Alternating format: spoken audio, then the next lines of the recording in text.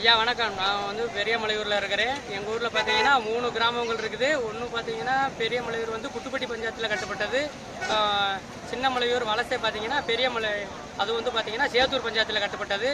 எங்கள் ஊரில் சுமார் வந்து பார்த்தீங்கன்னா ஓட்டு போடுறவங்க மட்டும் ஒரு 1500 பேருக்கு மேலே தான் இருக்கும். ஓட்டு போடுறவங்க மட்டும் எங்களுக்கு வந்து சுதந்திரம் அடைஞ்சு இவ்வளோ காலமாக எங்களுக்கு வந்து ரோட்டு எந்த விதமான வசதியும் கிடையாது. நாங்கள் பார்த்தீங்கன்னா ஒரு 10 கிலோமீட்டர் தூரம் நடந்து தான் போகணும், நடந்து தான் வரணும்.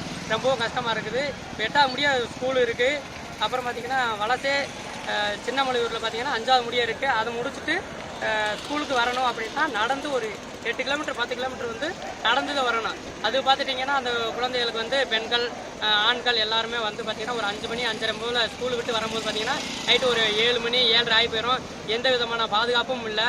ஆனால் வந்து அந்த பாதை பார்த்தீங்கன்னா எவ்வளோ முறை கேட்டு பார்த்தா நிறைய இடத்துல மனுவும் கொடுத்துருக்குறோம்.